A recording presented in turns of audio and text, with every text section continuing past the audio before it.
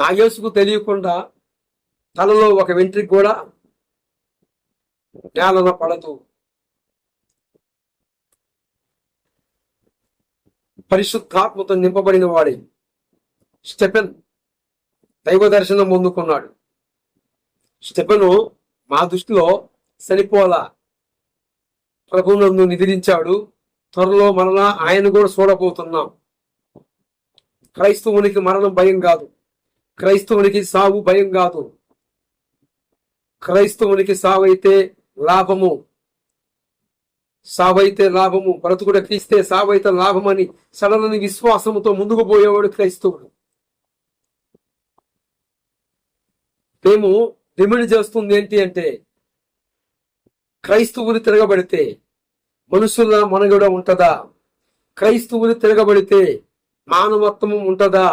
క్రైస్తవులు ఈ రోజున సామరస్యముగా ఏదో అయ్యా అయ్యా అంటున్నారు.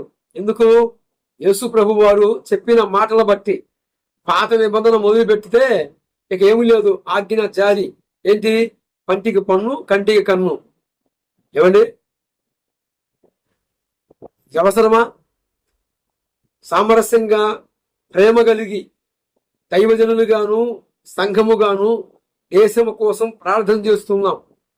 మా దేశం బాగుండాలి, మా దేశ ప్రజలు క్షేమంగా ఉండాలి అని అన్ని విశ్వాసాల కంటే క్రైస్తవ విశ్వాసములో ప్రాముఖ్యంగా దేశం కోసము ప్రార్థన.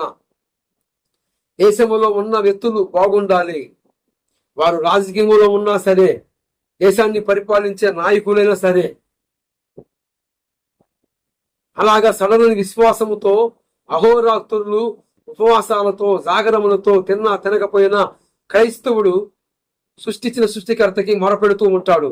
నా దేశం బాగుండాలి, నా దేశంలో ఉన్న ప్రజలు బాగుండాలని. అలాంటి క్రైస్తవుని మీద దాడి చేస్తుంది, శాపం వస్తుంది, శాపం వస్తుంది. దైవజనుని మీద దాడి చేస్తున్నావు. నాబాలు అనేవాడు దావీదు భక్తుణ్ణి, వాడెవడో నాకు తెలియదన్నందుకే అక్కడికక్కడికే మొత్తి చంపేశాడు దేవుడు. అవి కూడా జరుగుతాయి. దేవుని మహా ఉగ్రత బయలుదేరుతుంది. నా యేసు ప్రభు వారు ఆయనన్నా కానీ ఒప్పుకుంటాడు, కానీ తన భక్తుల జోలికి వస్తే ఆయన ఊరుకునే ఆయన కాదు. రోషము కలిగిన దేవుడు. స్టెఫెన్ని ఆ రోజు అందరు రాళ్ళతో కొట్టి చంపారు. ఆ స్టెఫెన్ రథం దగ్గర సౌలు అనే ఒక వ్యక్తి ఉన్నాడు. ఆయన దర్శించాడు. ఆఖరికి ఈ సౌలు పౌలుగా మార్చబడిన తర్వాత ఏమయ్యాడు తెలుసా? ప్రభువు కోసము ప్రాణం పెట్టడానికి, ప్రాణం ఇవ్వటానికి, తన సిరిసనే నరికి ఇవ్వటానికి సిద్ధమయ్యాడు. ఎంత మారు మనసు! నా ప్రభు దర్శిస్తే అలాగ ఉంటది. కనుక ప్రేమైన భారతదేశ ప్రజలారా, మరి దృష్టించండి.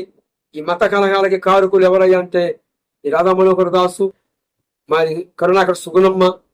వీరు ప్రజల్లో సమాజంలో విడివిడి జ్ఞానం ఉన్న వాళ్ళకి నూరు పోసి డైలాగులు కొట్టి రకరకాలుగా రెచ్చగొట్టి వీరు చేస్తున్న అనాచారాన్ని, వీరు చేస్తున్న మరి వీరు పలుకుతున్న మాటల్ని సర్వ సమాజం సభ్యత్వం సమాజం అంతా చూస్తూ ఉంది.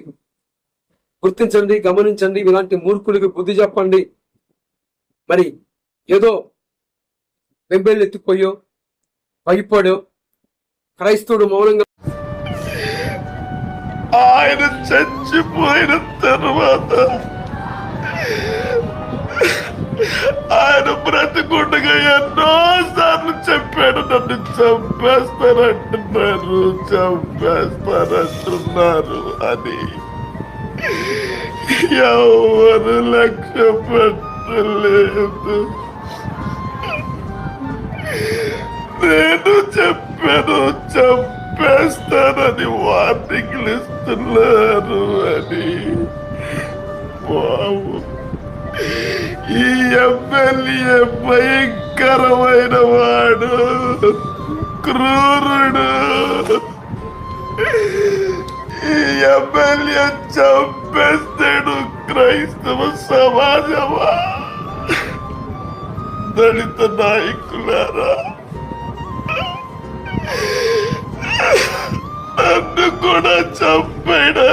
పోలీసు వారిని వాడుకున్నాడు.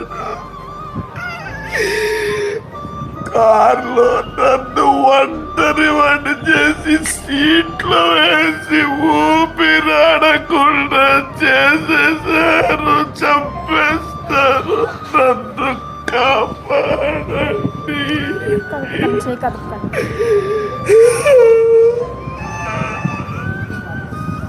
నన్ను కాపాడండి.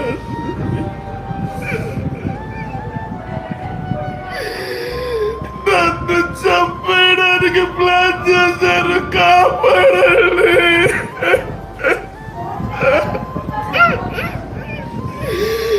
చంద్రబాబు నాయుడు గారు,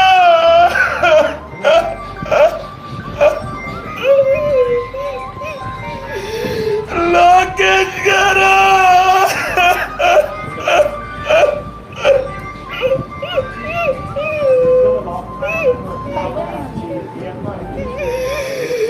క్రైస్తవ సమాజమా,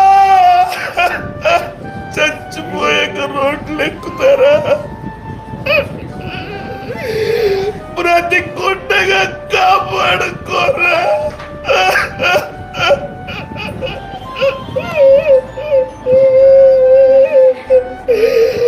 నా నియోజకవర్గంలో మందిరాలు కూల్చేస్తే పోరాటం చేస్తున్నాను. నా ఇంటి కోసం కాదు,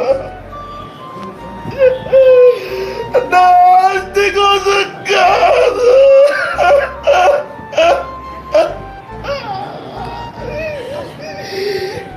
గంజాయి రవాణా చేస్తున్నానని చెప్పి ఫాల్స్ కేసు పెట్టి నిన్ను బుక్ చేస్తాను, నన్ను సస్పెండ్ చేయమని చెప్పి కేకలేస్తావా అని బెదిరించారు.